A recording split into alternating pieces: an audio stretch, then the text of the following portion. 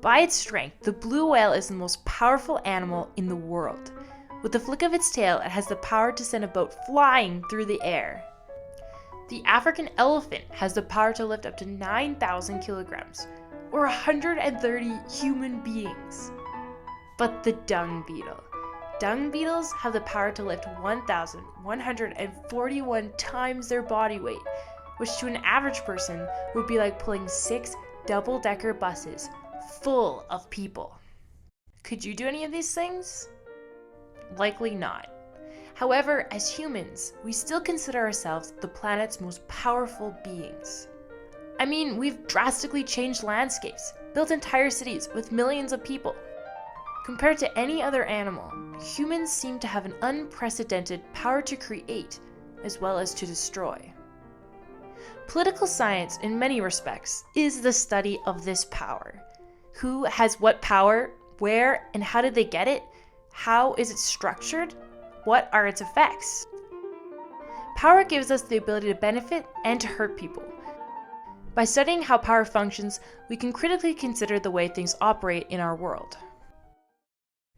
Take the topic of human rights. We have a Universal Declaration of Human Rights. However, almost 70 years after its creation, the effectiveness of its implementation has caused activists to argue its principles seem more a dream than reality.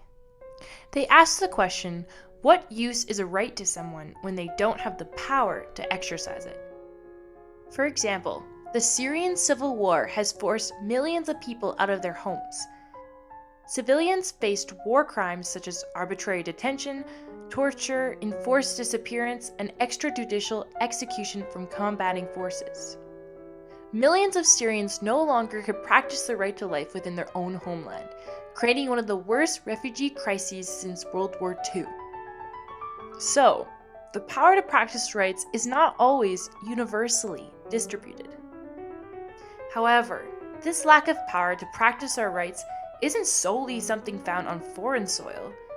Even within Canada, people struggle to fight for their basic rights.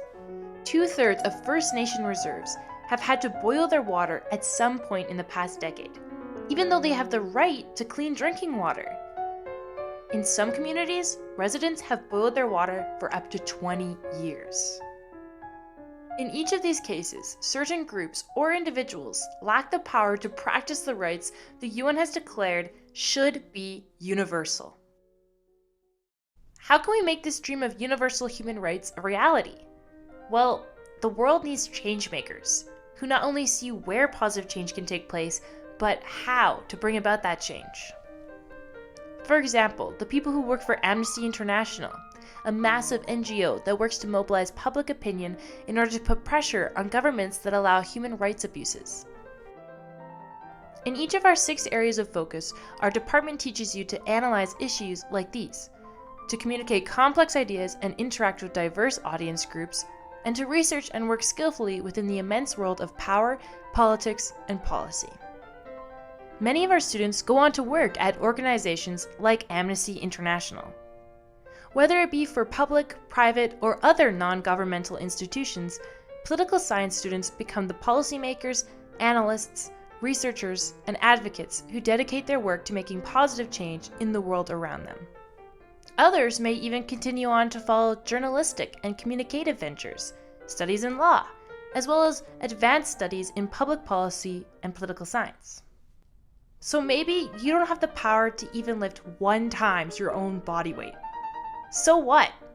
You have the power to navigate the political world and bring meaningful, long-lasting impact to the people that need it most. Find your place in it. Check out our website for more information on political science at the University of Alberta, what our department has to offer, and more on our undergraduate programs.